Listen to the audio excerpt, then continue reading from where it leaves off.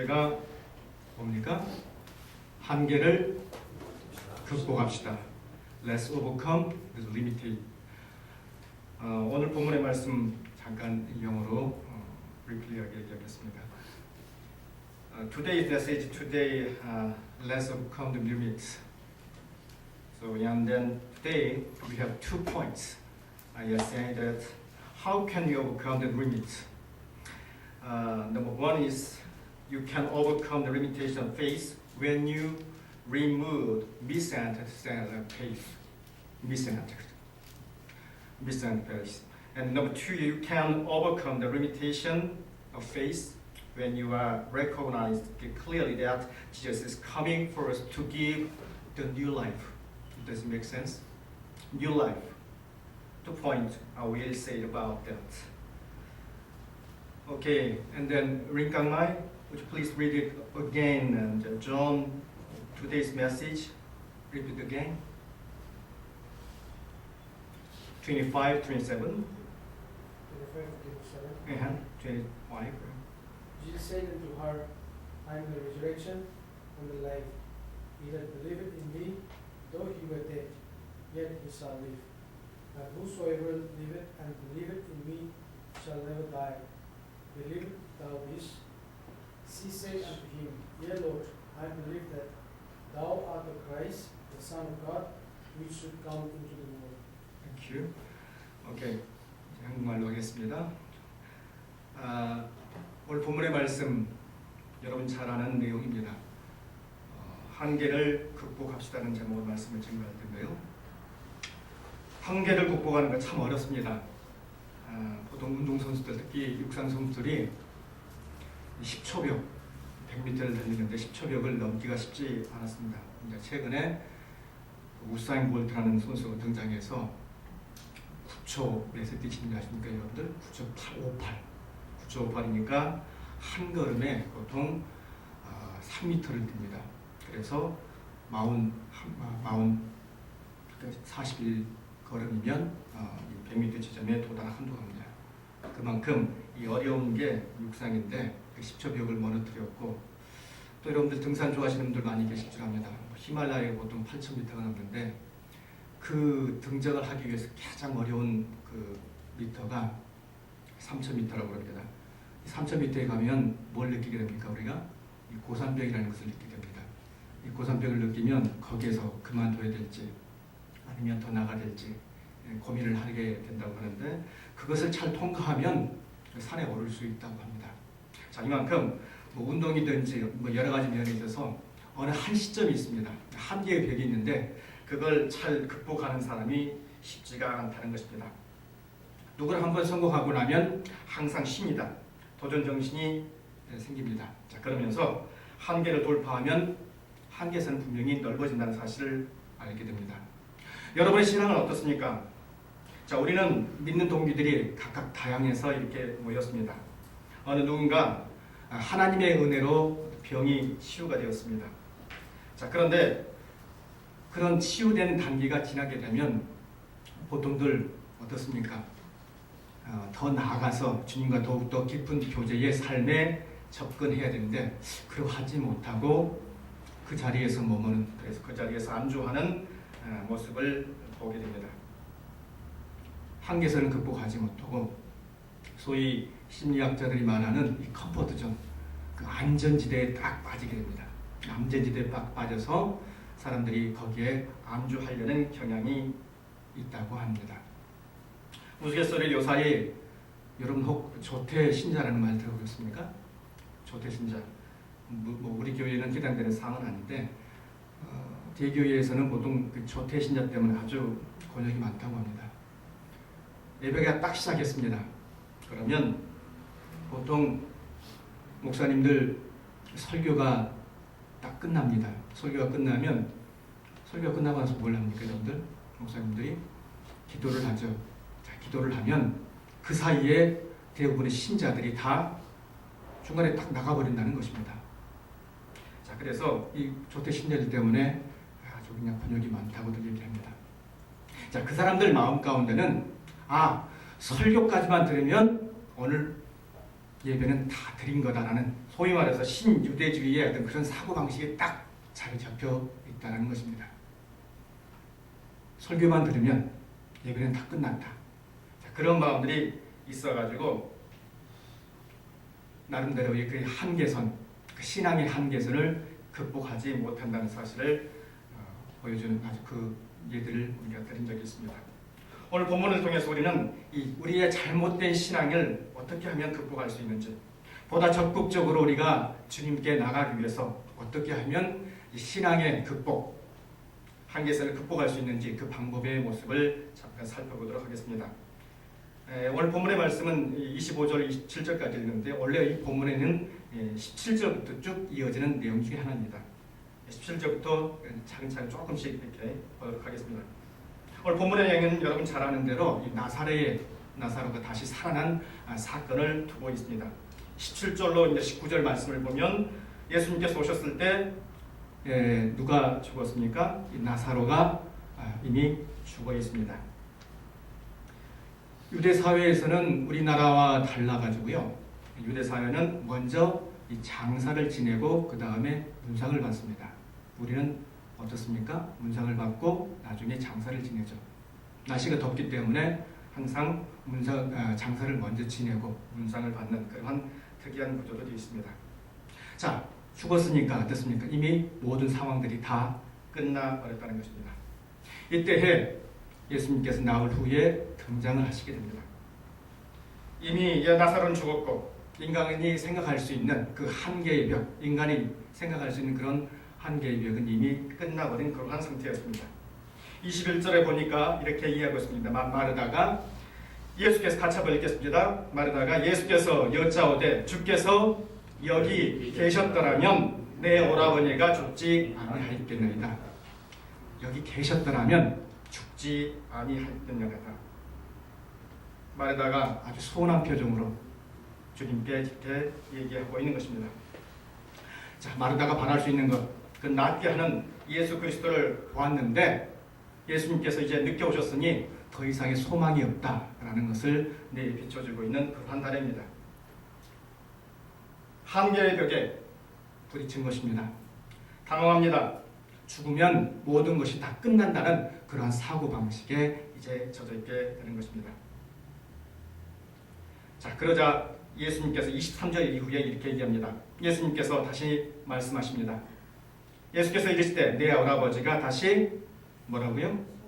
살아나리라 라고 얘기하시면서 이제 예수님께서 소위 말하는 죽음의 한계선을 넘을 것이다라는 그러한 모습을 비춰주고 있습니다. 자, 그러나 이 마르다는 보면 24절 이후에서 부활 때에 다시 살 줄 내가 아나이다 라고 하면서 하나의 어떻게 옵니까? 인사치레로 지금 대꾸하고 있는 것을 볼 수가 있습니다. 믿긴 믿는데 지금 그것이 당장이 아니고 하나의 나중으로 인식하는 소위 작은 믿음을 지금 마르다는 소유하고 있다는 것입니다. 자, 그런데 25절, 26절 이하에 보면 이렇게 얘기합니다. 아까 읽었던 것처럼 예수님께서 아주 충격적인 얘기를 합니다. 25절 이후에 이렇게 합니다. 예수께서 이르시되 나는 뭐라고요? 부활이요 생명이니 나를 믿는 자는 죽어도 살겠고 그 다음에 무릇 살아서 나를 믿는 자는 영원히 죽지 않으니 이것을 네가 믿느냐라고 얘기합니다.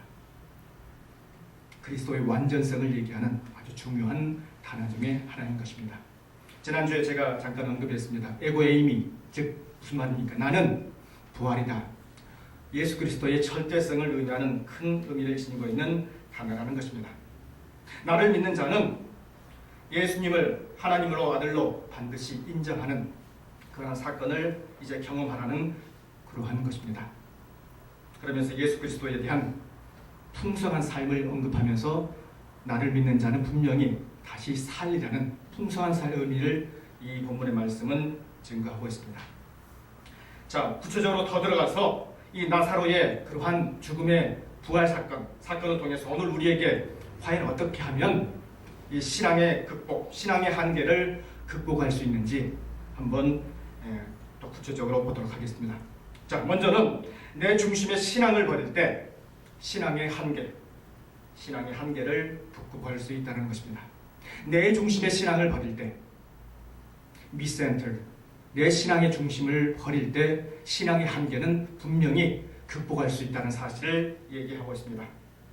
여러분 잘 아는 것처럼 오늘 본문의 말씀을 보니까 이 마르다, 마리아 두 자매가 등장합니다. 마르다는 분명히 신앙이 있었습니다. 자, 신앙이 있었는데 아주 그것도 대단한 믿음이었습니다.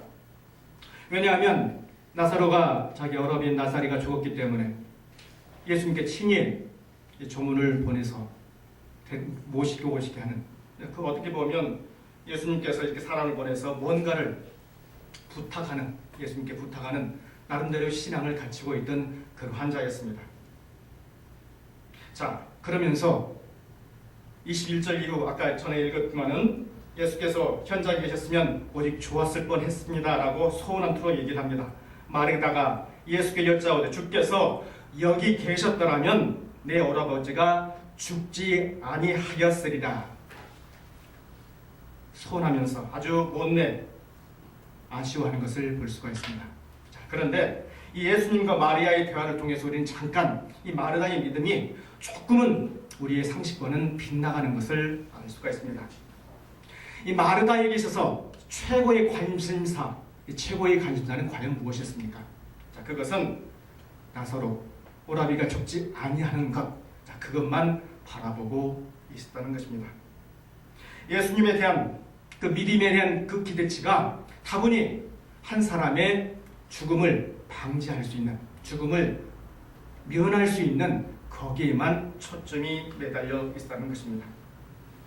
예수님께서 그 현장에 계시지 않아서 오라비인 그 마르다가 오라비인 그 나사로가 죽었다는 그 사실만 계속해서 언급을 하면서 예수님께서 거기에 계셨더라면 계속하며 소원한 투로 얘기합니다. 여러분, 우리의 신앙이요, 오늘 본문의 말씀처럼 뭐뭐 했더라면 하드빈 PP, 즉 계속해서 어느 과거 시점에만 머물러 있으면 신앙이 성장할 수 있습니까? 없습니까? 과연 성장할 수가 없습니다. 그 자리에 계속 머무르면서 치고 올라가야 되는데 그 마르다의 그 관심의 폭은 그 어러빈 나사로를 살릴 수 있느냐 없느냐 거기에만 계속해서 초점을 두고 있다는 것입니다. 나사로가 죽었다는 그 사실 거기만 초점을 두고 있다는 것입니다. 오빠가 죽지 않을 지경까지 오지 않았어야 될 텐데 왜 죽어있나 했는가 거기만 관심의 초점이 있었다는 것입니다. 자, 그러나 예수님께서는 그러한 관심의 폭을 따로 떼어내면서 거기에 있는 것이 아니라 25절, 26절 이하에 보시면 이제 있을 부활의 사건을 분명히 얘기해 주고 있으면서 현재가 아니라 미래라는 사실을 분명히 인지시켜주고 있는 것입니다. 예수님과 이 마르다의 대화를 보면 여러분 어떻습니까? 이 22절 이하의 말씀을 잠깐 보시면 이렇게 얘기하고 있습니다. 그러나 나는 이제라도 주께서 무엇이든지 하나님께 구하는 것을 하실 줄을 뭐라고 합니까? 아나이다 라고 얘기합니다. 여러분, 아는 것과 믿는 것은 분명히 다릅니다. 이 마르다에게 있어서 신앙을 나름대로 신앙이 갖고 있었지만은 그것이 분명히 구하면 주실 거라는 그 믿음이 아니라 다분히 그걸 지식적으로 알고 있으면서 하나님께서 언젠가는 해 주시겠지 하는 그러한 막연한 기대치만을 갖고 있었다는 것입니다. 자, 그러면서 믿는다는 그 대상에, 즉 하나님에 대해서는 온전히 간구하지 않고 그 자리에 계속해서 나 중심의 신앙이 자리 잡고 있었다는 것입니다.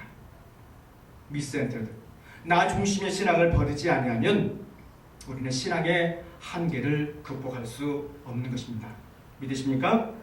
믿음의 신앙, 한계의 그 신앙을 극복하기 위해서는 반드시 나에게서 나오는 그 나 중심의 신앙을 버려야 한다는 것입니다.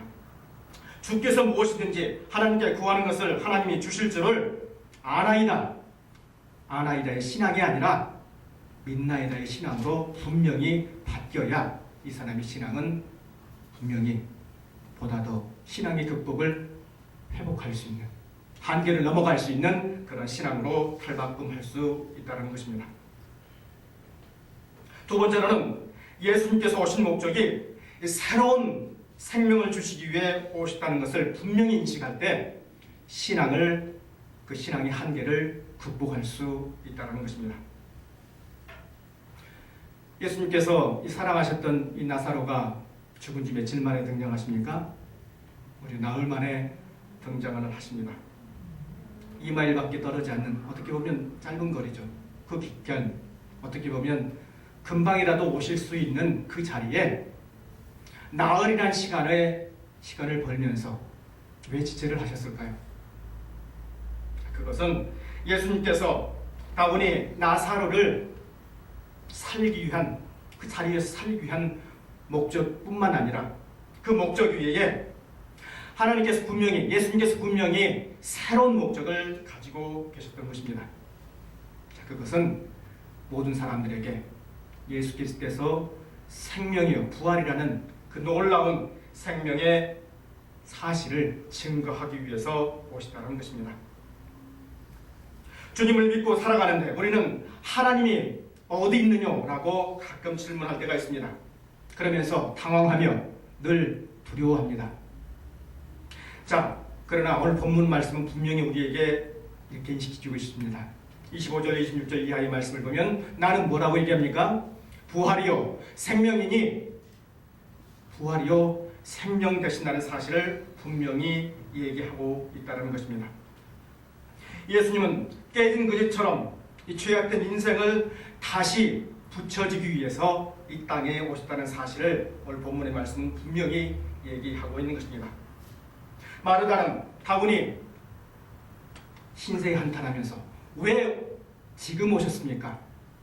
분명히 빨리 오셨을 수 있었는데, 그리고 내 오라버니를 살려줄 수 있었는데 하면서 신세와 한탄을 계속해서 이렇게 즐겨하고 있습니다. 그러면서 자기 자신을 지금 예수님과 계속해서 분리시키려고 얘기하고 있는 것입니다. 자, 그러나 예수님은 분명히 이렇게 얘기합니다. 나는 부활이요 생명이니. 무슨 얘기입니까? 결국 예수님은 현실과 계속해서 본인을 연결시키면서 생명 되심을 강조하고 있다는 것입니다. 믿음의 본질은 상황을 바꾸고 사건을 만드는 그 힘의 능력이 아니라 믿음의 주인공이 누구시라고요? 바로 예수님이라는 사실을 분명히 사람들에게 주지시키고자 오늘 본문의 말씀은 얘기하고 있다는 것입니다. 여러분 마음 가운데 이 시간 여러분의 믿음이 과연 어디에 있습니까? 다분히 현실에 안주하면서 내가 왜 그 순간 그 일을 하지 못했지, 그 일을 했더라면 좋았을 텐데 라고 계속해서 과거의 어떤 한 사건에 매달려서 살고 있지는 않으십니까? 오늘 본문에 보면서 분명히 예수 그리스도께서는 이렇게 얘기합니다. 나는 부활이요 생명이니. 이 말은 내가 부활일 수도 있고 생명일 수도 있고 라는 어떤 개연성의 문제가 아니라 내가 부활이요 생명이라는 절대적인 사실을 분명히 얘기하고 있다는 것입니다. 오직 나 외에는 부활의 모습이 없다는 것을 분명히 강조시키고 있는 것입니다. 나는 부활이요 생명이니 나를 믿는 자는 분명히 살 수 있다는 그 새 생명을 우리에게 주기시키고 있는 것입니다. 여러분 믿음은 우리가 원하는 것, 우리가 기대하는 것, 우리가 예측할 수 있는 어떤 것을 얻고자 하는 것을 뛰어넘는다는 것입니다. 믿음은 규칙적이나 우리가 생각하는 어떤 규칙적인 방향으로 흘러가지는 않습니다. 그것을 뛰어넘는 것이 믿음이라는 것을 분명히 인식하시길 바랍니다. 우리의 시선을 뛰어넘는 것이 믿음이라는 것입니다. 믿음으로 우리는 분명히 모든 것을 알 수가 있습니다. 히브리서 11장 1절 말씀 우리가 잘 압니다. 믿음은 바라는 것들에 뭐라고 얘기합니까? 실상이요 보이지 않는 것들의 증거니 무슨 말입니까? 우리가 인식하고 예측할 수 있는 그러한 모습을 뛰어넘는다는 사실을 분명히 얘기하고 있는 것입니다. 믿음으로 상황을 바꾸는 것이 아니라, 또한 믿음으로 어떤 증거를 만들어내는 것이 아니라 믿음 자체가 하나의 실상이라는 것입니다. 믿음은 바라는 것들의 실상, 믿음은 바라는 것들의 하나의 머티리얼이라는 사실을 분명히 얘기하고 있는 것입니다. 자, 그러므로 오늘 이 시간 우리가 다시 한번 머릿속에 이 믿음이라는 것 다시 한번 재정립하시길 바랍니다. 믿음의 모습, 이 믿음이라는 것, 결국 새 생명을 우리에게 주시기 위해서 이 땅에 오셨다는 사실을 분명히 인식하시길 바랍니다. 우리가 늘 세상에 쪼들려서 세상의 어떤 하나의 단계 거기에 그냥 매달려서 살 때에 우리는 예수 그리스도께서 이 땅에 오신 목적을 간과할 때가 너무나 많다는 것입니다. 여러분 마음 가운데 시간 다시 한번 확인하시길 바랍니다. 믿음은 어찌 보면 모험가도 같습니다. 구약 성경에 나타난 사드락이나 메삭이나 아벳느고, 자, 그들이 왕의 거부를 하고 명령을 거부하고 풀무불에 들어갔습니다. 자, 그러나 그들이 죽었습니까? 결코 죽지 아니하고 살아났습니다. 하나님께서 도와주심으로 말미암아 그들은 그렇게 했던 것입니다. 그 밑바탕에는 신앙이라는 놀라운 신앙의 무기가 있었다는 사실입니다. 아브라함이 자기 아들 이삭을 죽이려고 했습니다. 그러나 하나님께서 그를 피하게 하셨습니다. 아브라함이 그 믿음을 보셨던 것입니다. 여러분, 언제까지 하나님을 여러분의 입장에서 자기 수준에 잡아두시겠습니까? 신앙에 통과하지 않을 때는 쉽게 조절할 수 있겠습니까? 주님은 이미 여러분 죽음을 통과하신 분입니다. 어느 누구도 죽음을 통과한 자는 없습니다. 믿는 자들은 결코 두려울 것이 없습니다. 요한일서 5장 10절 이하에 이렇게 말씀하고 있습니다. 아들이 있는 자에게는 생명이 있고 하나님의 아들이 없는 자에게는 생명이 없느니라. 믿으십니까? 믿음이 있는 자 반드시 생명이 있습니다. 부활의 생명이 있습니다. 그러나 하나님을 아들을 믿지 않는 자에게는 그 생명력이 없다는 사실을 여러분 기억하시면서 우리가 늘 무엇을 하든지 간에 예수 그리스도가 나의 삶의 주인공이라는 사실을 기억하시길 바랍니다. 재밌는 얘기로 보통 우리는 이렇게 얘기합니다. 영어로 우리가 생명을 뭐라고 그럽니까? birth라고 얘기를 하죠. B라고 얘기하면 birth라고 얘기합니다. 그리고 사망이 무엇입니까? 영어로 death라고 합니다. B하고 D가 있죠. 자, 처음 태어나서 죽을 때까지, 그리고 C가 있는데요. 그 C는 영어로 choice라고 합니다. 자, 그래서 우리는 이 B, 생명과 사망 사이에 choice, 무엇을 택할 것인가, 무엇을 택할 것인가 하는 늘 그 기로에 서 있다는 것입니다. 여러분의 인생 가운데 어느 길을 택하시겠습니까?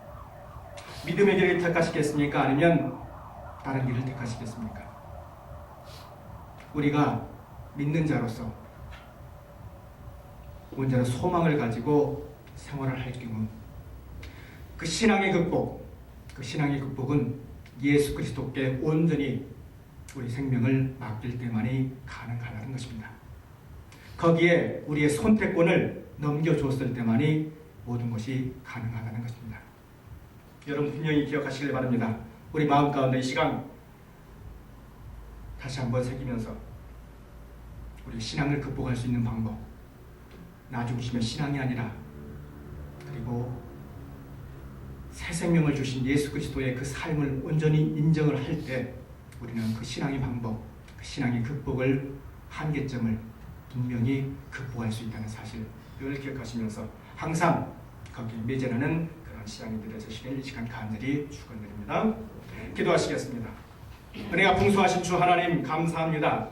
우리 마음 가운데 오늘 아버지 하나님 귀한 말씀을 주시고 아버지 하나님 우리가 온전히 신앙인으로서 늘 어렵고 늘 한계점을 만나지만 자, 그러나 아버지 하나님 우리가 그 한계를 만날 때마다 주 예수 그리스도께서 주신 그 말씀을 붙잡고 나가기를 진심으로 소망하옵나이다.